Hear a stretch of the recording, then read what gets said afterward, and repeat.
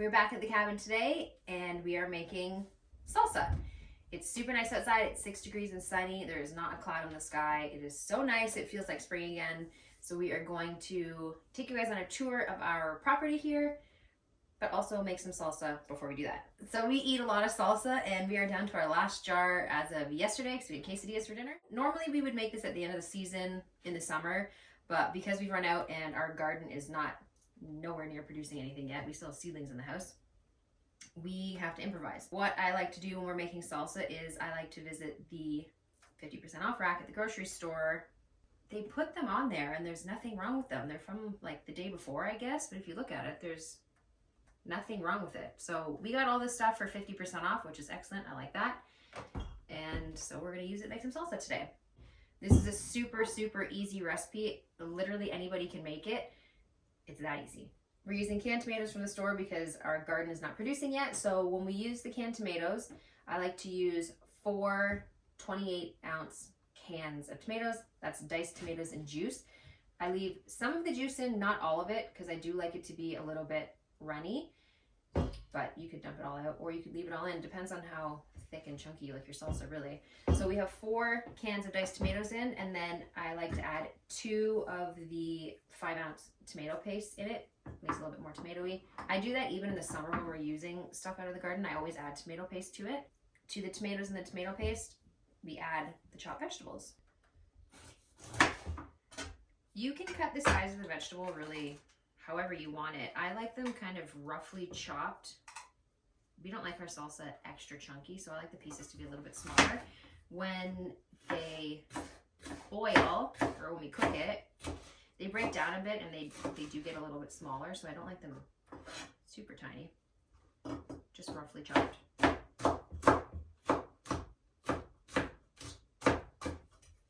So that's a good size for us.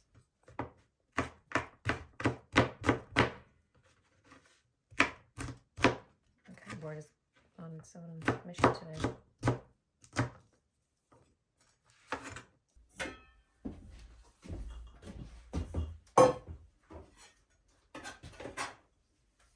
And we'll save all the leftover stuff and give it to the chickens. So for green peppers, you don't necessarily need to use green peppers.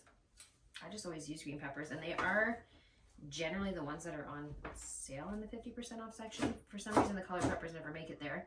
We'll use about 3 cups. 3 cups of green pepper.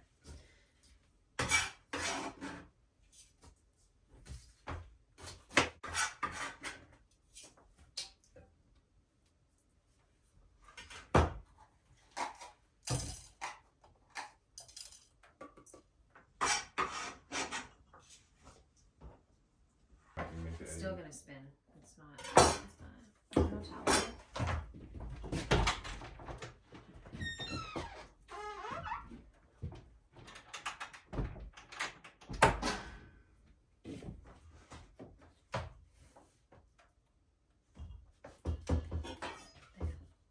Learned that in cooking school.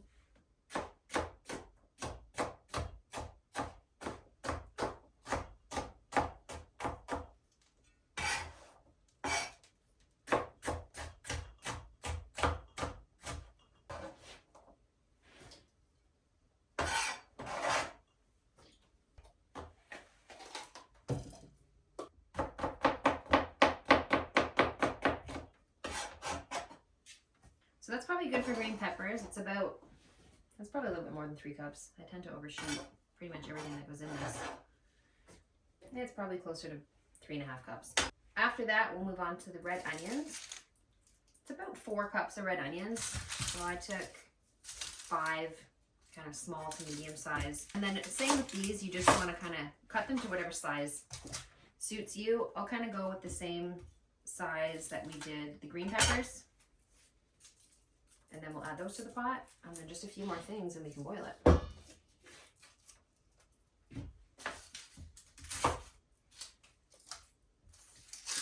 Onion paper everywhere.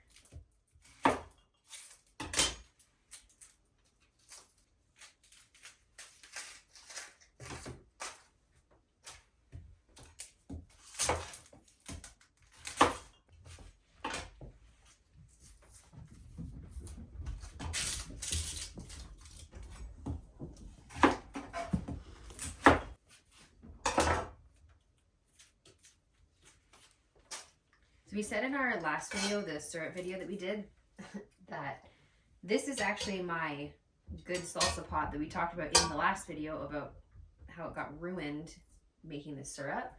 But Jeff is just out there working all the magic and got the pot honestly back to better than what it looked like when I bought the pot. So it's now back to the salsa pot, and next year we will most certainly be getting different pots for syrup, so that doesn't happen again.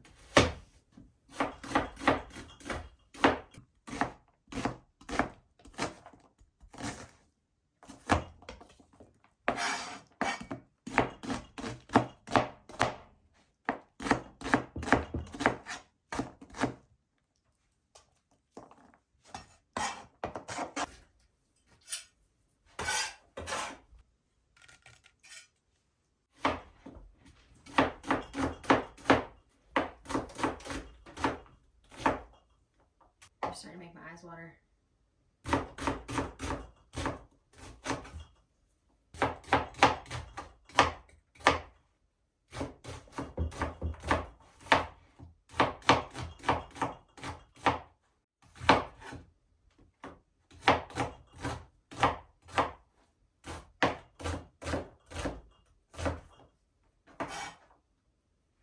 I can't see. Your eyes. Look at me. That's not gonna work. So that's it for the red onions. I can't see now, but I'm pretty sure we have about 4 cups going in here. So far in the pot, tomatoes, green peppers, red onions. We're gonna go to some little bit hotter peppers. Usually I use jalapenos, but they didn't have any on the rack this week, so I just got whatever was there.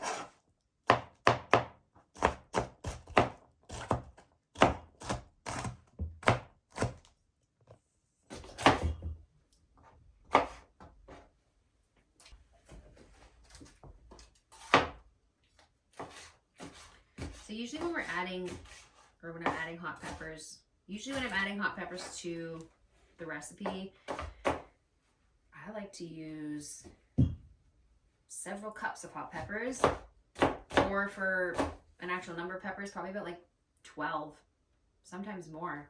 We like it pretty spicy, or that's a lie. I like it pretty spicy. It makes Jeff sweat. Usually about 12. I think the actual recipe that I kind of go off of calls for like 3. That one in my eye.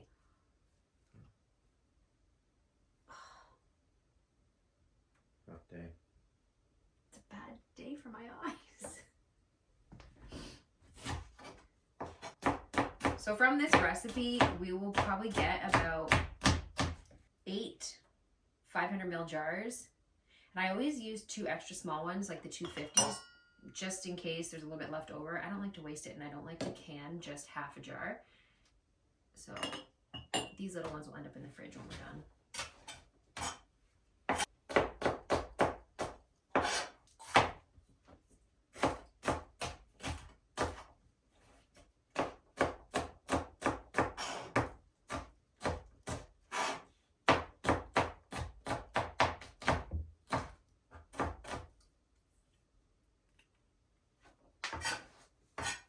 So we'll just add this to the rest of the pot. And then we'll move on to parsley. I mean, parsley you can put really as much as you want in. I'll probably put half of this in. What would that be? Maybe like 1.5 cups chopped up? About that.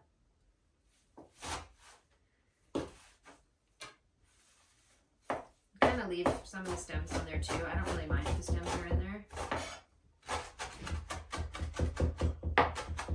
I just kind of run it through the knife a couple times just to break it up a bit. But again, you can really cut this to whatever size you want. If you like it bigger, if you want the whole thing like that, do that. But if you want to cut really small, you can do that too.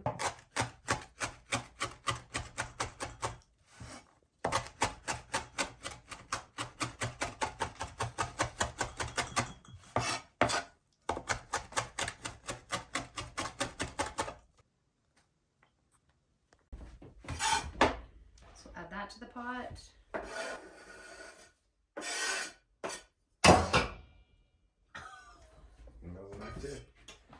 We like our salsa dangerous as well. Hot and dangerous. Yeah. Oh God. What's happening today? That's why Jeff sweats. Because there's a knife in the pot? I don't know what's going on today. It's too much. Beautiful day out. Terrible inside. We should be outside. That's why this is getting all... And the last vegetable I guess we need to add is garlic. Again, you can add... I believe the actual recipe calls for 3 cloves. I like to go with more like 3 whole heads. Just our preference. So we'll just chop these up and add them to the pot, and we're just about finished.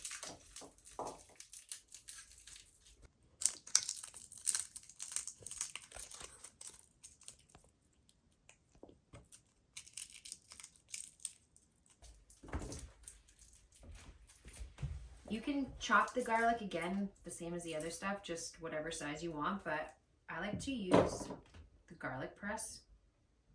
I don't even know why I like to use the garlic press. I just like it. So that's what I've always used.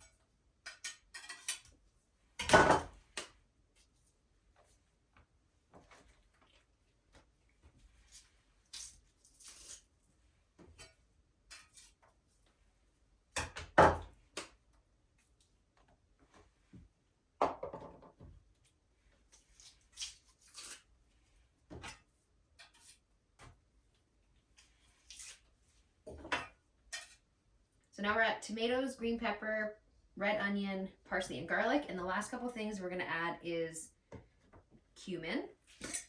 Again, you can add about as much as you want. I think the original recipe calls for half a teaspoon.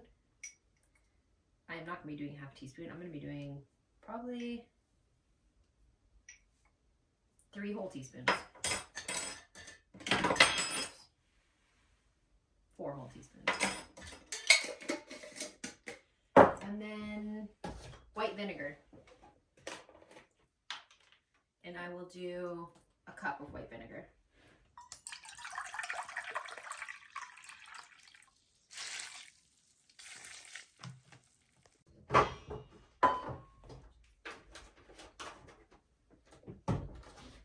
And then tomato paste, and we're done. We can start boiling it. So once everything's in there, we'll take it outside and we will cook it outside for about 45 minutes. It needs to boil for. And then once it's done boiling, we'll add it to our jars. And then we'll water bath it for 20 minutes. It's so slippery, I can't open it because I got tomato paste on it.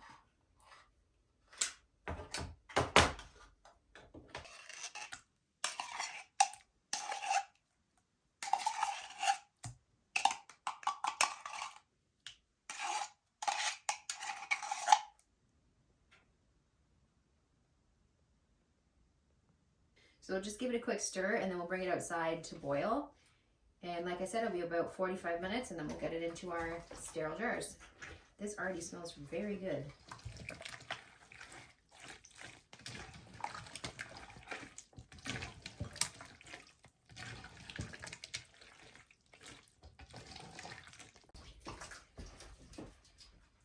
It smells so good. So it's all mixed up, so we'll take it outside to boil and then we will come back in and clean this up because I have gotten out of control with my mess.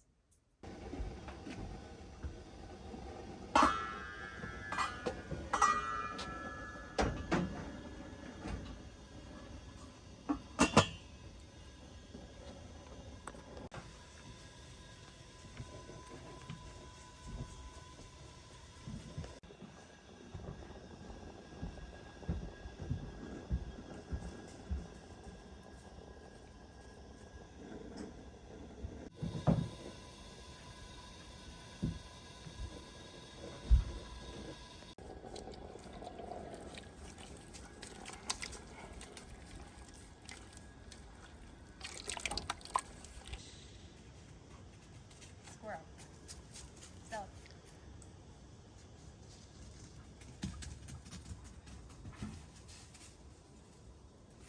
Come on.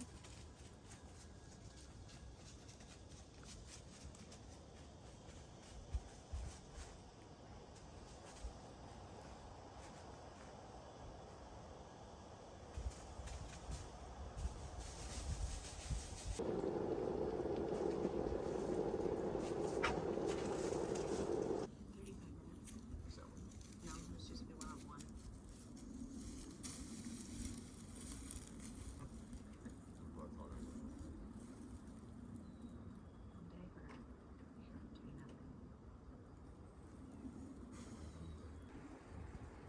There's still snow over there. Could be frozen. Well, and the shade.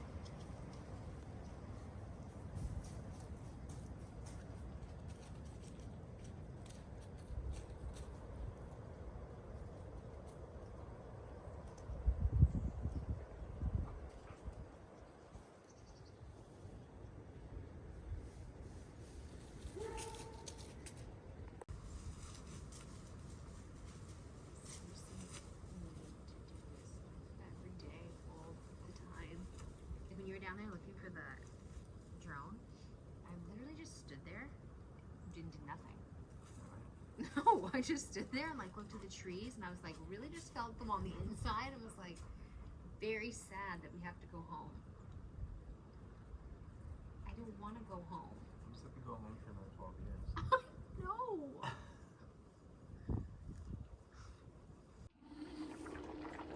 Woo, steamed up my glasses. I can't see now, hold on. So it's boiling really, really well in there right now. And I like to keep the lid on while it's boiling because I don't want all the liquid to evaporate out of it. So it definitely looks a lot different than when we put it in. It's thickening up and it's starting to look a lot more like salsa. It's got about 15 minutes left to boil and then we will put it in the jars and process it and then we're done.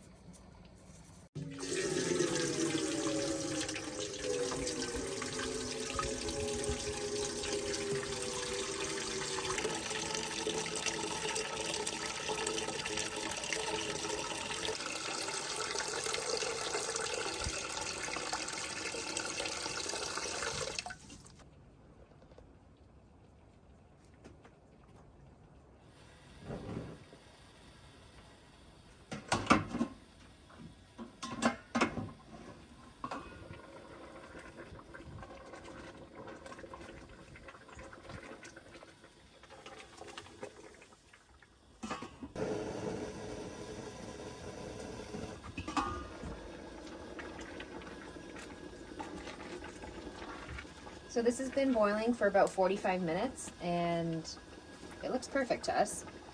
So we're going to turn the heat off on this and we're just going to sterilize our jars and then we'll bath them and we're all done.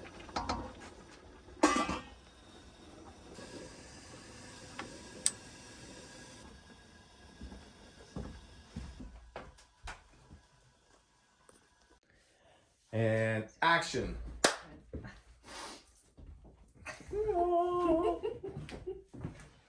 Put your hand in the pot and stir it. Oh my god. Hey, who's that man over there in the window? Can you get out of here? Yeah.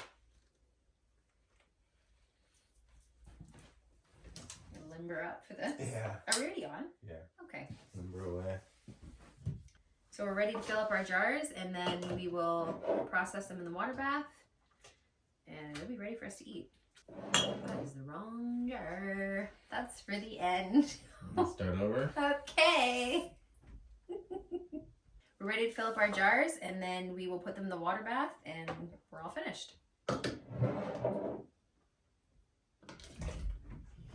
I like to leave about 1/2 inch to 1 inch headspace.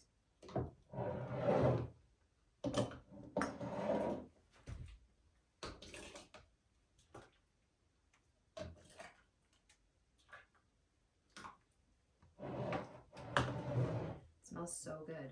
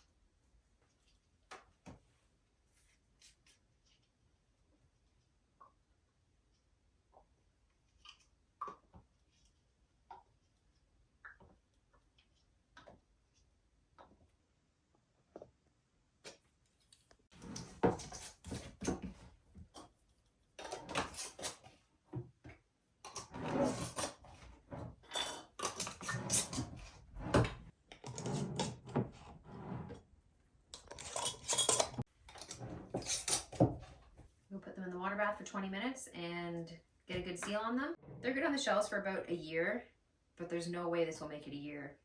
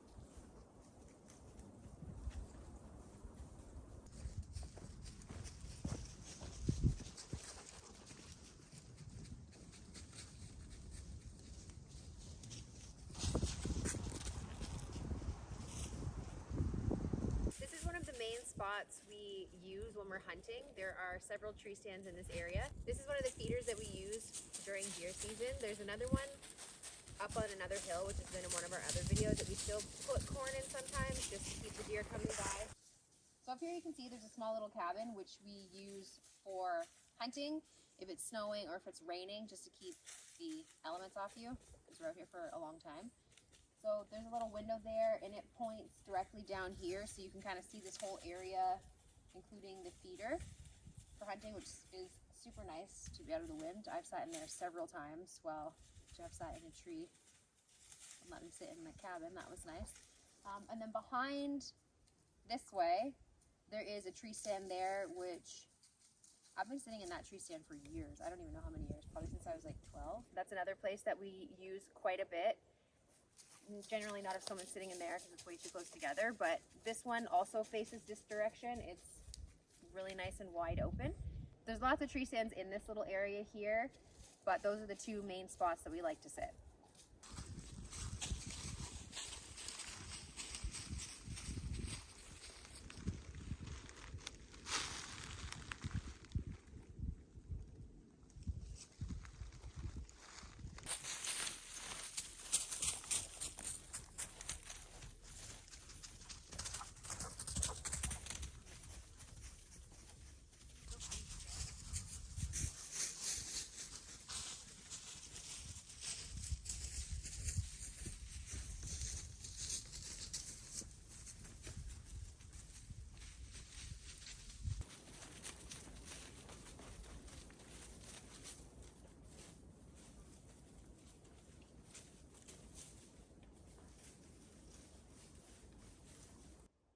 A lot of trees fell this winter. This is our first walk around the property since all the snow has been gone. So this was not here last time we were here. There's tons of trees down over here as well. So we'll have to come back and clear that off the trail another time.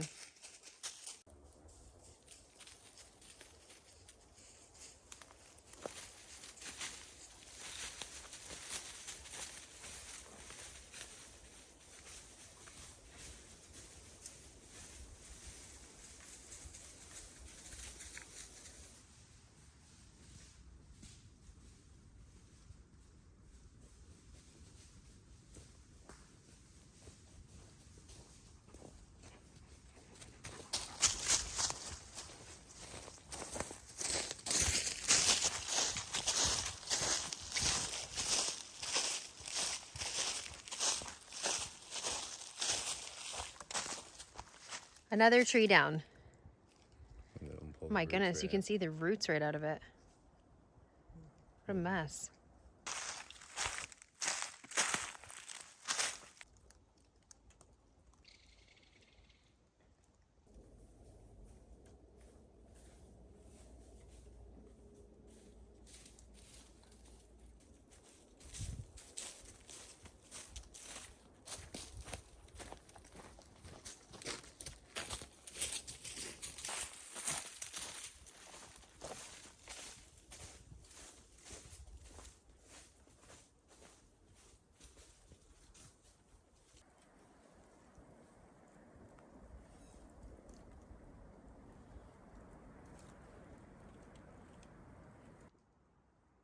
This is another field we like to hunt in. There is a blind up there in the tree. And then we also use this little field for skeet shooting. Lots of deer come through here.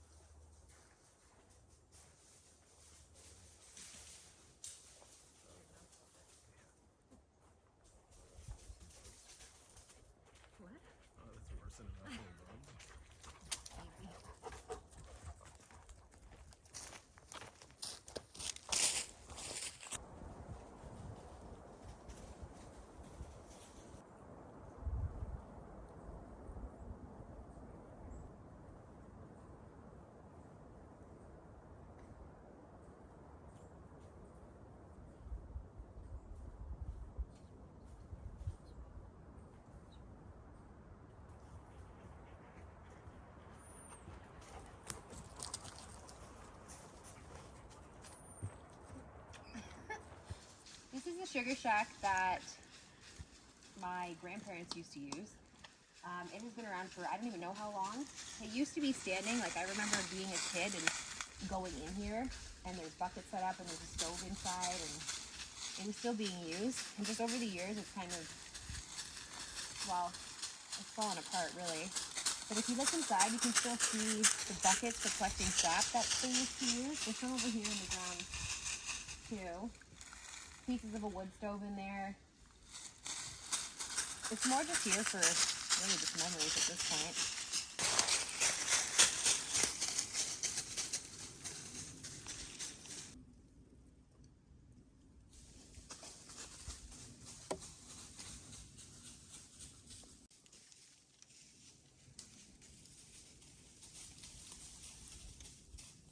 The chimney's still there.